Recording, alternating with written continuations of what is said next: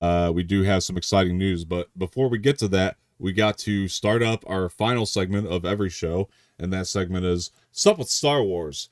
So let's talk about some things that are going on with Star Wars. And like I said, speaking of the summer movie season, we have some very exciting news here from Star Wars. And there's not a lot today, folks. I'm not going to lie to you. Just a few things to run over here. But from comingsoon.net, we have this brilliant headline: Star Wars The Phantom Menace returning to theaters for the 25th Oh, anniversary. I'm there. To I'm there. celebrate its 25th anniversary, Star Wars Episode 1 The Phantom Menace is returning to theaters once more. Empire Magazine revealed that the first installment of the Star Wars prequel trilogy will be returning to theaters starting on Friday, May 3rd, probably Thursday, May 2nd, let's be real. To celebrate the re-release, a new poster made by Matt Ferguson was shown, which you can view below, and this is the new poster for the 25th anniversary, which I That's love. sick. It's amazing. I want to One. get that. I'm getting one. Yeah, yeah, same. Obi-Wan Kenobi, played by Ewan McGregor, is a young apprentice Jedi Knight under the tutelage of Qui-Gon Jinn, played by Liam Neeson. Anakin Skywalker, played by Jake Lloyd, who will later father Luke Skywalker and become known as Darth Vader, is just a 9-year-old boy, reads the film synopsis. When the Trade Federation cuts off all routes to the planet of Naboo, Qui-Gon and Obi-Wan are assigned to settle the matter. I tried to make that sound more exciting than it actually is. Star Wars Episode 1 The Phantom Menace was released in theaters on May 19th, 1999, written and directed by George Lucas. The film starred Liam Neeson, Ewan McGregor, Natalie Portman, Jake Lloyd, and Ian McDiarmid, Anthony Daniels, Kenny Baker, Pamela August, who's actually pretty underrated as Shmi Skywalker in that film, and Frank Oz. Jose, I think I called this, right? That they were going to put this back in the theater, and I'm very excited Yeah. that they are. This just makes the most sense, man. Yeah, I know you already said you're going to see it, right? So, Oh, 100. As much as I don't like the first two prequel movies, I mean, this is just I never got to watch it in the theaters, obviously, because okay. I wasn't. Yeah, you got to go. Yeah. I don't think I was actually born when the movie came out, because that movie came out what, May 1999. 99. Yep. I mean, I was born in 99, but that movie came out May 99, Right. and I was born November 99, so Yeah. I wasn't born when the movie came out, so I didn't get to watch it in Yeah. theaters. So that's something that I missed out on. So I'm definitely gonna Yeah. be going to watch this in theaters just to see what that experience would have been like. Oh, but Honestly. say what you want about the film, to see that lightsaber opening again and the pod Oh no, racing yeah. in the theater Oh, and the mall to fight see. at the I was gonna end. say Oh my god. exactly. I was gonna say to see the pod fights and the pod racing and the mall, Oh, Qui Gon come and on. Obi Wan fight in theaters Yeah. is gonna be, and just hearing John Williams Yeah. score is just gonna in theaters is just gonna be I might actually cry amazing. because I haven't seen it in the theater since 1999, so this is special for me, man. And I'm very excited to go back and watch it again and maybe like get that feeling I had when I was a kid. And I might be like, you know what? I might watch it in a theater and be like, I'm buying my own personal projector tomorrow. Because it's probably, I think it is going to change the experience of this film for me. And just remind me of why I, you know, fell in love with Star Wars That's gonna be in the first place. I mean, it's gotta be on the look. Oh gosh, that's gotta be on the lookout to see what theater is gonna actually show this movie. I'm gonna assume that the AMC is gonna show this just because AMC always hops yeah. on to anniversaries. I mean, like I just looked it up and they're doing a 40th anniversary for the original Dune movie. Oh, okay. Yeah, there you go. So anyway, I'll travel if I have to for this, but I can't wait to see I it. know you would. Yeah. I know you would. I did for Return of the Jedi, and that was a special experience. So can't wait for this just as much. Oh yeah, and that's the thing too. Is they did the anniversary for Return of the Jedi at AMC, so yeah, Yeah. they're most likely gonna do Phantom Menace at AMC as well. Yeah. So I'll definitely be there. Very, very stoked for this. I thought this was so exciting. Yeah, same. I'm going to move on to this next story here, though, which obviously is still Star Wars related, and still pretty exciting. So let's take a look at this. Star Wars: The Acolyte sets summer 2024 release window. Oh yes. The High Republic series comes from showrunner Leslie Headland. Let's take a look at this here. High Republic fans, the wait just got that much more bearable ever since releasing its first trailer at Star Wars Celebration in London last year, the hype for Star Wars series The Acolyte has only grown. With fans eager for any update on the highly anticipated project, now Collider has learned that the live-action High Republic set series from creator Leslie Headland is set to release on Disney Plus this summer.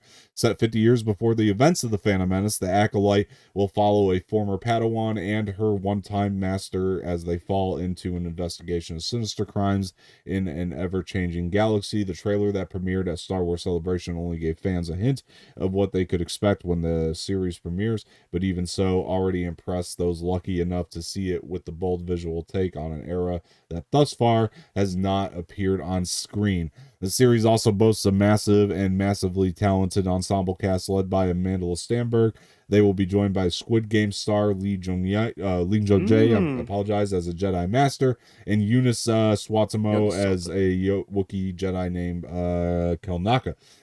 Also, in the Acolytes cast are Jodie Turner-Smith, Manny Jacinto, and Charlie Barnett. Though in typical Star Wars fashion, details about their roles are under wraps. The Acolyte has a connection to the High Republic books. I remember learning about this at Celebration. Less under wraps, and perhaps most exciting to fans of the High Republic books, was the news that Rebecca Henderson, initially announced to be playing Marilyn Jedi, would in fact be playing an older version of Vernestra Rowe, which I actually really love that character from the High Republic books. One of the more prominent characters in Phase 1 and 3 of the books, and an all-around fan favorite. The inclusion of Vernestra is an exciting one, not just because the connection to the books, but because of what such an inclusion might spell for fans of both the books and the character in her on-page and on-screen incarnations. Headland told Collider at Celebration that the series would not be kind, quote unquote, to the Jedi. Ooh, I love that. Good. Would call the fallibility of the institution into question. Fallibility, I think. Oh no, fallibility is what it says. Okay. With all the struggles Vernestra has already been through and those she still has to face, there are probably few characters better suited to tackle the imperfections of the Jedi Order from the inside. The Acolyte will premiere on Disney Plus in summer 2024. Stay tuned to Collider for more information and check out the interview with Leslie Headland. Now, anyway, this is a Collider exclusive, so good on them for getting this story. We were definitely looking for a timeline of when this will release, and it does look like summertime, which I think is perfect. Right there with that re-release of Phantom Menace. I wouldn't be surprised if it drops on May 4th, to be honest with you. So I mean, at least Josh now can't say that this doesn't exist. I know, right? Anyway, let's look at he'll say that till he sees a trailer. But let's take a look at he'll probably say it even when the trailer drops. I want to take a look at May here. So May 2nd, right, is when the Well, said May 3rd, but yeah. Oh, May 3rd is when it drops, the Phantom Menace. It said on the report May 3rd. Yes, May 3rd. Like you wouldn't doubt if it was May 2nd. Okay, so I am going to take that back. Oh, I was going to say May 4th for the Acolyte, but it's a Saturday. I don't think they'll drop it on a Saturday because they like to drop these shows. They'll probably drop it on yeah. So I was thinking 25th, also a Saturday.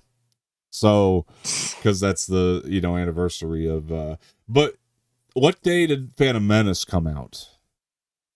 May 19th. It's a Sunday. See, none of those will work. So I'm trying to figure out when this will come out. So I guess we'll just have to wait and see. I don't think it's going to be any of the usual Star Wars special dates. Yeah, sadly. But, however, I'm just so excited that we're getting it in the summertime. We know the timeline. I don't think bro, this summer's going to be crazy. I don't think a trailer is as imminent as, say, something like Beetlejuice 2's trailer is. But I do think it's coming up soon. I do think they want to build hype for this. Let people know what the show is, considering this is outside of a timeline we've ever really been in on live action, or on screen, really. Except for the Jedi Adventures, Young Jedi Adventures. But yeah. I feel like Beetlejuice's trailer is more right around the corner. Sooner. Yeah. Because Beetlejuice at least has a release date where we don't have a release date yet for like a specific one. Yeah. Even though again, summer would entail that the movie's going to come out anywhere between May to July. Yeah. maybe even August. Yeah. I So still I think you would should do it in with May though, with because I was just say, yeah, with that time frame being summer of 2024, I still feel like an Acolyte trailer would probably come before Beetlejuice, yeah, only because it is set to come out before yeah. Beetlejuice 2. But I wouldn't be surprised if the Beetlejuice trailer drops before the Acolyte one. Well, I think Honestly, Bad Batch is going to end in April, if I'm not mistaken, because they have dates on Bad Batch where they're going to drop like 3 episodes at one time, right? yeah, yeah, I think they have the release date right now for it, if I'm not mistaken. Let me see. I believe there's three. Here we go. So there's the Yeah, first three on February 21st, then February 28th, then March 6th, March 13th, or two of them. March yeah. 20th, March 27th, April 3rd is two of them. April 10th, April 17th, April 24th, and then the last one on May 1st. Okay, so maybe later May, maybe. That's my guess. I Yeah. still think you should do the May thing because yeah, again, it's just that month is still special for Star Wars, you know.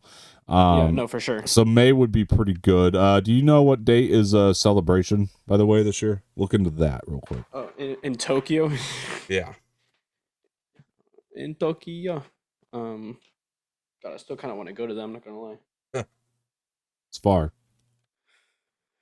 Let's look at Yeah, that because my theory. that's also not until next year though. Oh, Celebration's not till next year. I thought it was this year. Why am I? Remember, Yeah. I forgot they were Yeah, skipping this year. Yeah. yeah, Plus, exactly. the next year celebration is April 18th to 20th. Right, right. Okay, so So I get you. All right, so maybe not. Okay, so that's not summer. April's not really summer. That's a different season. yeah, no, fair enough. I was also thinking like it would have been cool to air at Celebration or premiere at Celebration, but then again, like it's not going to be till next year. True. So, Yeah. anyway, yeah, I don't know, man, but I do think that you could maybe do it in May if Bad Batch actually ends in May. We could actually Well, maybe it does. I looked at the official release dates for yeah. the episodes. What May 1st is the last one. That's crazy. May 1st is the last episode, and then May 3rd is when they're dropping Phantom Menace in theaters. what I don't want them to do is overlap it with Bad Batch though, like they did with Mandalorian. I thought that got just maybe a little too crowded.